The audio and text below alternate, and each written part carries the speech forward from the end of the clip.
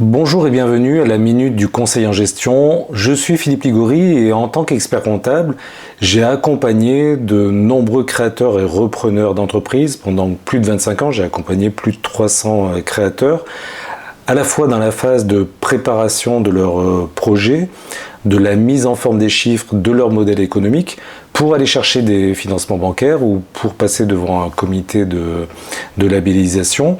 Et je les ai également accompagnés après la phase de démarrage de l'entreprise en tant qu'expert comptable. Donc j'ai pu valider quelque part les clés, les facteurs de réussite ou les critères un petit peu d'échec, les faiblesses de chaque projet qui font qu'un projet s'arrête, qu'une création d'entreprise est dans l'obligation d'arrêter souvent par rapport à des soucis financiers, des causes de manque de trésorerie qui font qu'on doit déposer le bilan. Et il y en a d'autres qui continuent. On connaît les risques un peu et la faiblesse des créations d'entreprises avec un taux de défaillance qui est relativement élevé. C'est lié à l'âge de l'entreprise, c'est lié à l'entrepreneuriat. L'entrepreneuriat n'est pas facile. Il y a cette période de décollage qui peut être plus ou moins longue, qui fait que ça prend du temps pour atteindre son seuil de rentabilité. Il y a aussi un deuxième effet, les créations d'entreprises sont aidées par le législateur, notamment les aides Pôle emploi, qui permet aux dirigeants de ne pas être rémunérés. Et quand les aides Pôle emploi s'arrêtent, au bout de 18 mois, au bout de 24 mois, il y a une marge qui est assez importante qu'il faut franchir. Et cette marge, souvent, elle est difficile. Il m'est arrivé de recevoir de nombreux créateurs d'entreprises, de nombreux porteurs de projets qui étaient focalisés sur le choix de la structure juridique, le statut social et fiscal de l'entreprise. C'est une question qui est importante, mais c'est une question qui n'est pas urgente. Elle doit être traitée, mais elle doit être traitée dans un deuxième temps. C'est important d'avoir la bonne formule juridique, c'est important d'avoir le bon statut social et le bon statut fiscal, notamment pour optimiser les aides Pôle emploi. Mais il faut d'abord en amont valider la faisabilité du modèle économique. Est-ce que mon modèle économique est pérenne? Est-ce que mon chiffre d'affaires prévisionnel va pouvoir financer toutes les charges que j'ai prévues, et est-ce que je vais avoir de la rentabilité et pouvoir rembourser le banquier? Et c'est ce qu'attend le banquier d'ailleurs. Le banquier attend que l'on fasse la démonstration que le modèle économique est viable et que l'on va pouvoir le rembourser si on sollicite un prêt. Toute cette phase d'analyse, c'est des questions qu'il faut se poser. Il y en a 5. Ces 5 questions, on va les retrouver dans le dossier financier de la jeune entreprise. Donc il y a 5 questions que l'on peut identifier. Je vais en parler assez succinctement, assez rapidement. Et après, je ferai une vidéo par question et je ferai une conclusion. Dans cette série de vidéos dédiées à la création d'entreprise, c'est donc le fruit de mon expérience professionnelle et ça va vous permettre d'avoir une approche méthodologique pour préparer votre projet de création d'entreprise, notamment en ce qui concerne les chiffres. Je vais vous donner d'autres conseils qui concernent les critères de réussite. Ce que l'on peut voir dans les statistiques, c'est que quand on a une préparation très en amont de la création d'entreprise avec une prospection et qu'on démarre tout de suite avec de l'activité parce qu'on a des pistes commerciales, c'est un facteur de réussite. Un autre facteur de réussite est le fait d'être accompagné par des conseils, par un expert comptable, par un avocat ou par des structures d'accompagnement à la création d'entreprise. Un autre facteur de réussite identifié, c'est le fait de connaître le secteur d'activité ou le métier que l'on va exercer. Si on le connaît, c'est mieux. Si c'est la transposition, gérer la suite d'un métier qu'on a exercé en tant que salarié, on a plus de chances de réussir.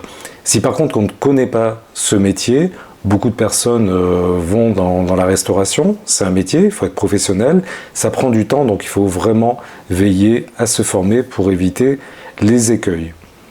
Donc quelles sont ces 5 questions? La première question, ça va être de quoi j'ai besoin pour démarrer mon activité. On va identifier dans cette question tous les besoins matériels que je vais avoir pour démarrer mon activité, mais également les besoins liés au cycle d'activité que l'on appelle le besoin en fonds de roulement. Ça va être le montant du stock de sécurité dont je vais avoir besoin, ça va être le financement du crédit client si j'accorde un délai de paiement à mes fournisseurs, et en contrepartie, je vais avoir une petite ressource de trésorerie qui va être liées au crédit fournisseur que l'on va m'accorder.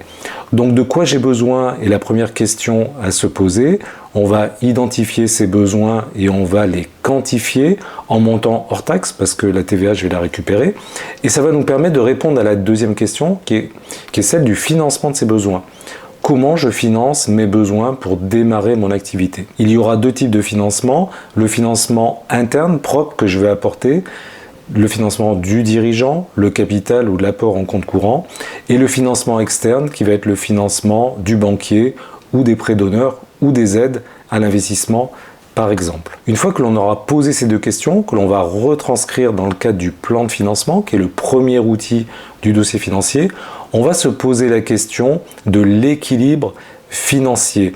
C'est le compte de résultat. Est-ce que je vais être à l'équilibre? Et ceci sur 3 ans. Donc on fera 3 comptes de résultats prévisionnels.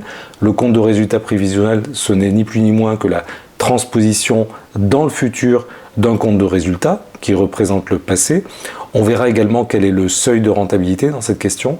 Et cette question donc va permettre de répondre à la question de l'équilibre. Si on a plus de produits que de charges, on aura un résultat positif.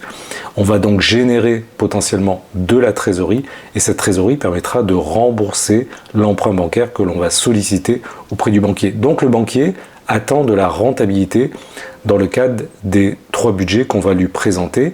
Bien sûr, il faudra que les hypothèses d'activité soient réalisables et que le chiffre d'affaires qui va permettre d'absorber les charges soit réalisable dans le cadre de la nouvelle activité. Et c'est souvent une problématique que l'on peut rencontrer.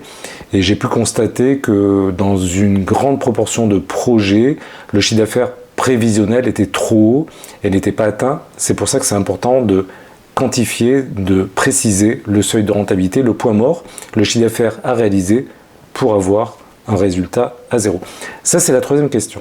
La 4e question va concerner un autre outil qui est le plan de trésorerie que l'on retrouvera dans le dossier financier.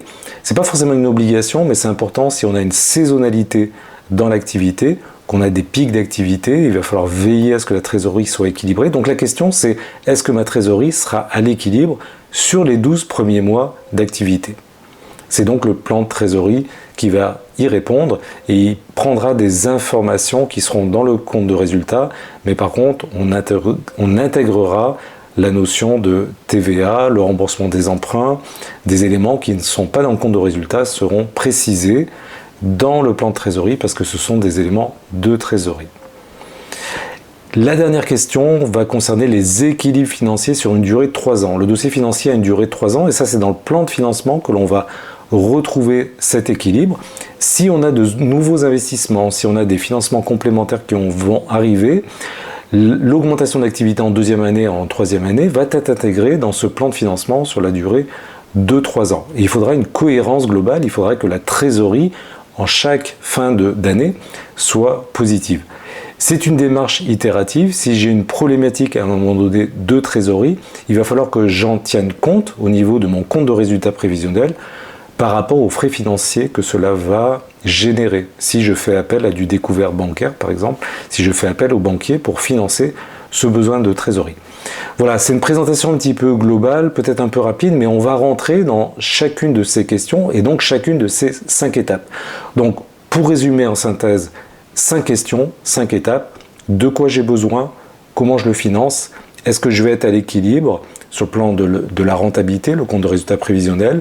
Est-ce que ma trésorerie sera à l'équilibre positif sur les 12 premiers mois de l'année? Et est-ce que sur 3 ans, je vais respecter les équilibres financiers et ce qu'attendent les financeurs, dont notamment le banquier. Je vous remercie, je vous dis à très bientôt pour le prochain épisode et je vous souhaite une bonne préparation de votre projet si vous êtes en phase de création ou de reprise d'entreprise. La reprise d'entreprise, c'est quand on rachète une entreprise, un fonds de commerce ou un fonds artisanal par exemple, mais c'est une création d'entreprise. Je vous dis à bientôt. Au revoir.